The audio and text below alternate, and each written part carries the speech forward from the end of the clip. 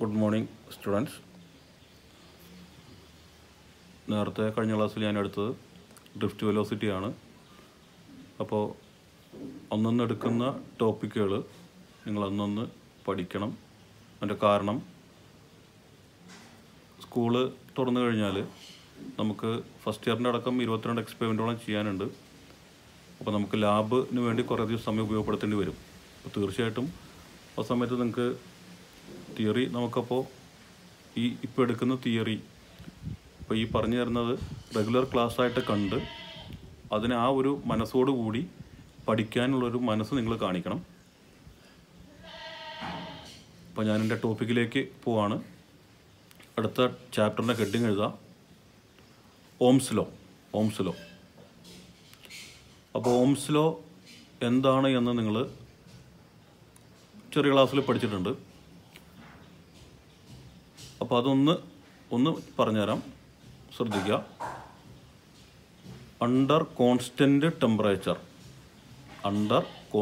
Temperature potential difference is directly proportional to current through the conductor. ഇപ്പോൾ ഒരു കണ്ടക്ടറിലൂടെ current കടന്നു പോകുന്നുണ്ടെങ്കിൽ അതിനിടയ്ക്കുള്ള പൊട്ടൻഷ്യൽ ഡിഫറൻസ് എന്ന് പറഞ്ഞു കഴിഞ്ഞാൽ അതതിൻ്റെ കറണ്ടിന് നേർ അനുപാതത്തിലായിരിക്കും എന്നാണ് ഓം നിയമം പറയുന്നത്. എന്നൊരു പറയാം, അറ്റ് കോൺസ്റ്റൻറ്റ് ടെമ്പറേച്ചർ, അത് പ്രധാനപ്പെട്ടാണ്. At constant temperature potential difference is directly proportion to current through the conductor എന്ന് പറഞ്ഞാൽ V is directly proportion to I or V equal to I into R, where R is called electrical resistance of the conductor. ആറിൻ്റെ unit നിങ്ങൾക്കറിയാം ohm എന്നാണ്. ആറിൻ്റെ unit ohm എന്നാണ്. So R is called electrical resistance. So reciprocal of resistance is called conductance. So 1/R is called conductance. അപ്പോൾ അതിൻ്റെ റെസിസ്റ്റൻസിൻ്റെ unit ohm ആണെന്ന് നിങ്ങൾക്കറിയാം. അപ്പോൾ കണ്ടക്റ്റൻസിൻ്റെ യൂണിറ്റ് ohm⁻⁻1 ആയിരിക്കും, അല്ലെങ്കിൽ മോ എന്ന് പറയാറുണ്ട്. സാധാരണ MHO മോ എന്ന് പറയാറുണ്ട്. അപ്പോൾ അത്രയാണ് ഈ കാര്യത്തിൽ ശ്രദ്ധിക്കേണ്ടത്. ഇപ്പോൾ നിങ്ങൾക്ക് സാധാരണ ക്വസ്റ്റ്യൻ വരുന്നത് വാട്ട് ഈസ് ഓംസ് ലോ എന്നൊക്കെ ആയിരിക്കില്ല. പകരം ചിലപ്പോൾ ഒരു കുട്ടി ഓംസ് ലോ ചെയ്യാൻ ആഗ്രഹിക്കുന്നു, നിങ്ങൾക്ക് എങ്ങനെ ആ കുട്ടിയെ സഹായിക്കാം, എന്തൊക്കെ ഫാക്ടേഴ്സാണ് അതിനെ ഡിപ്പെൻഡ് ചെയ്യുക, ആ രീതിയിലൊക്കെ ആയിരിക്കും ചോദിക്കുക. അല്ലെങ്കിൽ സാധാരണ ക്വസ്റ്റ്യൻ പേപ്പർ കണ്ടിട്ടുള്ള 2 ഡിഫറെൻ്റ് ലെങ്ത്തുള്ള വയറുകൾ തന്നിട്ടുണ്ടാവും.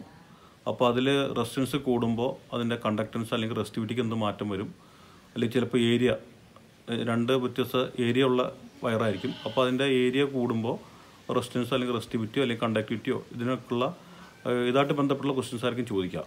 അപ്പോൾ ആ രീതിയിൽ വേണം പഠിക്കാൻ ആപ്ലിക്കേഷൻ ലെവലിൽ. അപ്പോൾ നമുക്ക് ഒന്നുകൂടി ഞാൻ പറയാം, Ohm's law at constant temperature potential difference is directly proportion to current or V equal to I into R, or R is the resistance.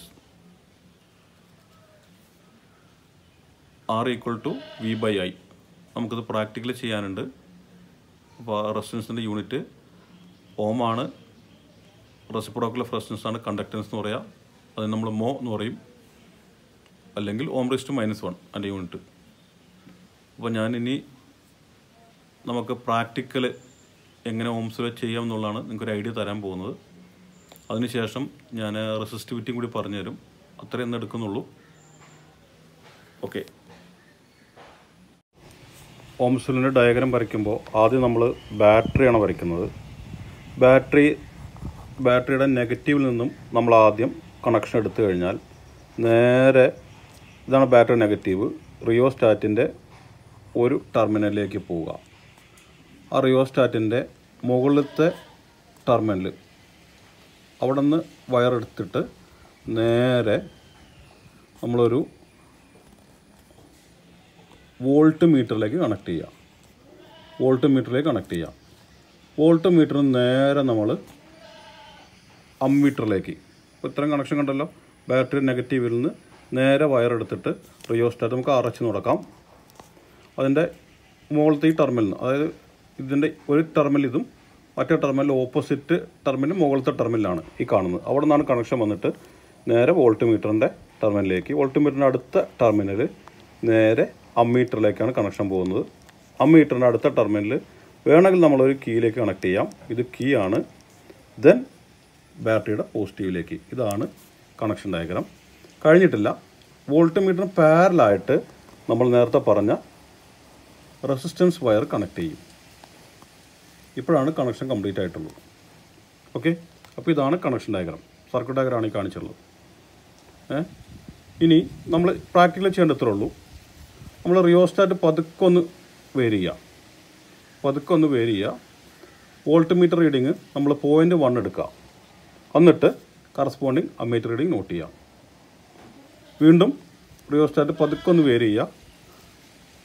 Volt meter reading 0.2 ആക്കുക. കറസ്പോണ്ടിങ് അമ്മീറ്റർ റീഡിങ് നോട്ട് ചെയ്യുക. അങ്ങനെ 6 reading നമ്മൾ എടുക്കണം. 6 sets of റീഡിങ്ങാണ് നമ്മൾ എടുക്കേണ്ടത്. ഈ connection diagram തെറ്റിക്കരുത്. ഈ രീതിയിലാണ് കണക്ഷൻ ചെയ്യേണ്ടത്.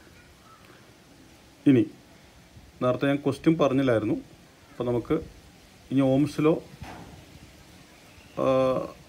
അതിൻ്റെ ഫെയിലിയർ പറയുന്നതിന് മുന്നേ ആയിട്ട് ഞാൻ റെസിസ്റ്റിവിറ്റി കാണുന്ന ഒരു ഇക്വേഷൻ കൂടി പറയാം.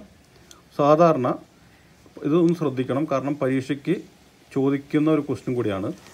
സംഗതി വളരെ സിമ്പിളാണെങ്കിലും പരീക്ഷയ്ക്ക് ചോദിക്കാറുണ്ട്. റെസിസ്റ്റൻസ് നമ്മൾ ഈ ഓംസിൽ ചെയ്യുമ്പോൾ നമ്മൾ കാണുന്ന ഒരു കാര്യം, ഈ resistance directly proportion to length of the conductor. ഇതിൻ്റെ ലെങ്ത്തിനെ ഡയറക്ട്ലി പ്രപ്പോർഷനിലും inversely proportion to area of cross section.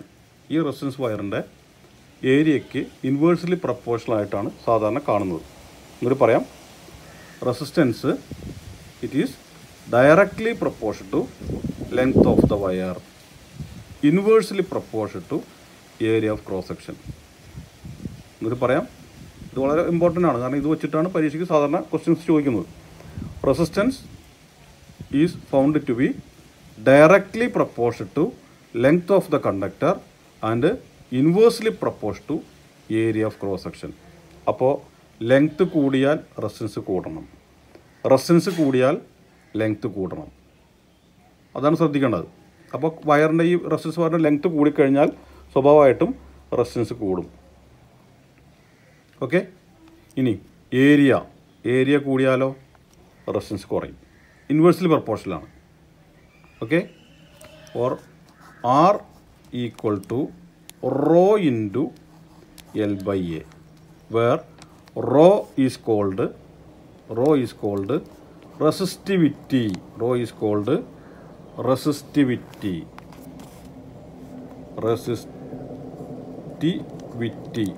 റോയ്ക്ക് പറയുന്ന പേരാണ് resistivity. Or rho equal to RA by L. നമ്മൾ നേരത്തെ ഇക്വേഷൻ 1 ആണ്, ഇപ്പോൾ equation 2. Rho equal to RA by L. അതായത് resistivity directly proportion to area കൂടിയാൽ റെസിസ്റ്റിവിറ്റി കൂടി, ലെങ്ത് കൂടിയാൽ റെസിസ്റ്റിവിറ്റി കുറഞ്ഞു. ഇതാണ് നമ്മൾ ഇക്വേഷൻ മനസ്സിലാക്കേണ്ടത്. ഇത് വളരെ പ്രധാനപ്പെട്ട ഇക്വേഷനാണ്. ഇതിനെ ബേസ് ചെയ്തുകൊണ്ട് പരീക്ഷയ്ക്ക് ചോദ്യങ്ങൾ ചോദിക്കാറുണ്ട്. ഇനി reciprocal of resistivity is called conductivity. Okay, reciprocal of resistivity is called conductivity. അപ്പോൾ ഇത്രയാണ് ഞാനിപ്പോൾ ഇന്ന് എടുക്കാൻ ഉദ്ദേശിക്കുന്നത്. ഇനി ഒരു ചെറിയ കാര്യം കൂടി പറഞ്ഞിട്ട് ഞാൻ ഇതിന് നോട്ട് കാര്യമായിട്ടൊന്നും തരാനില്ല. അപ്പോൾ ഇത് ഒന്ന് എഴുതിയെടുത്തോളൂ.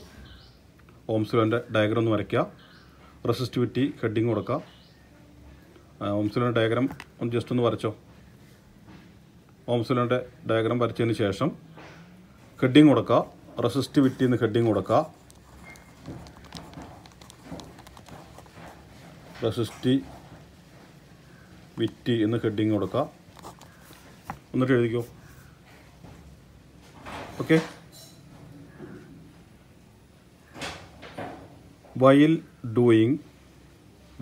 doing Ohm's law experiments, while doing Ohm's law experiments, it is found that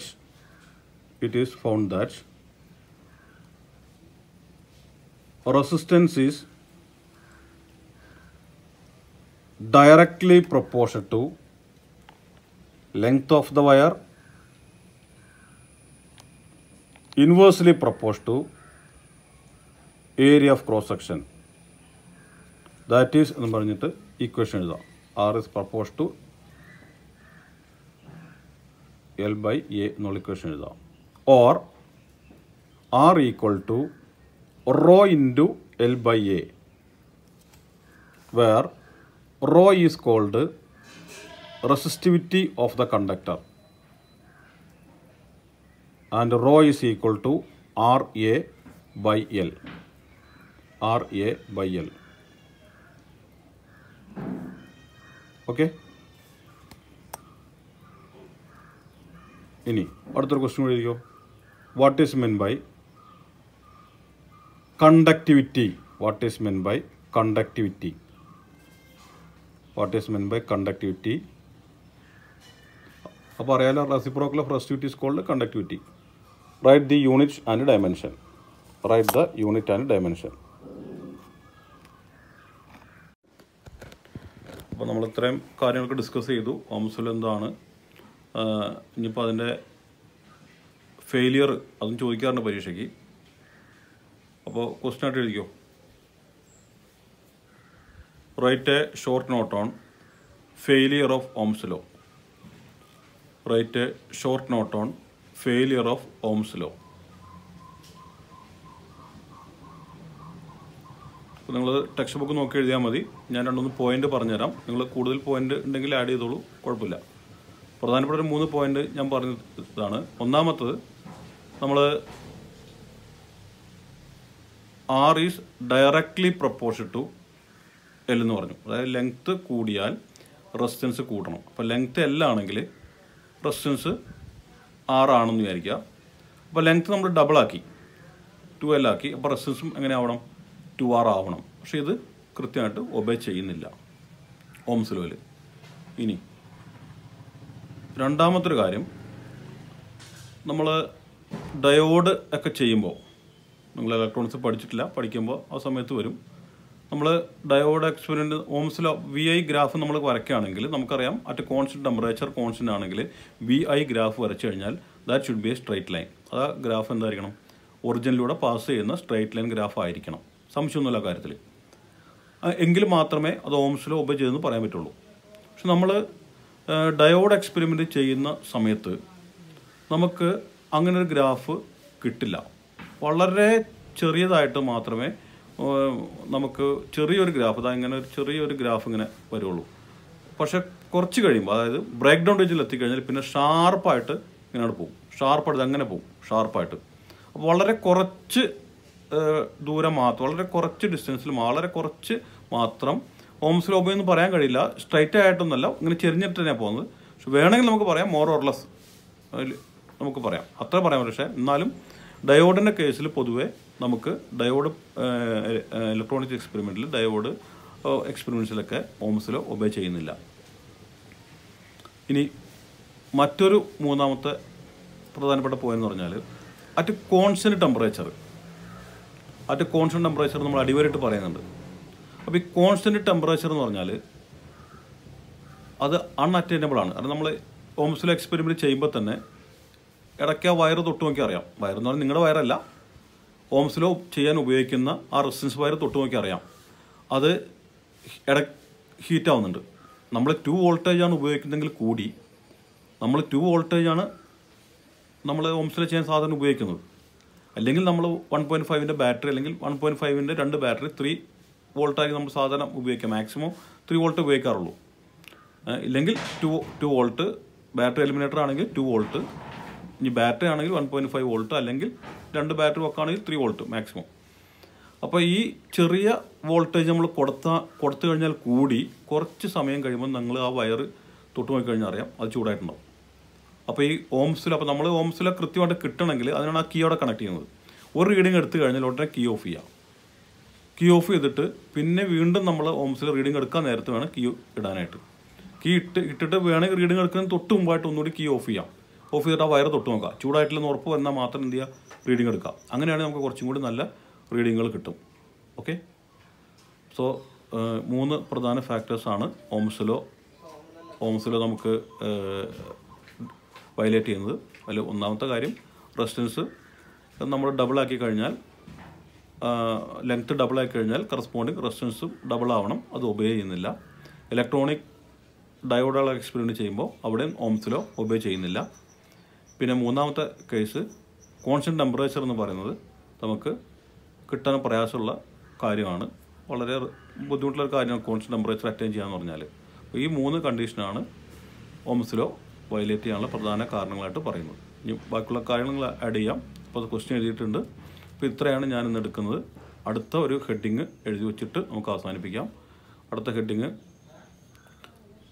എഴുതിക്കോ. Relation between resistivity and relaxation time.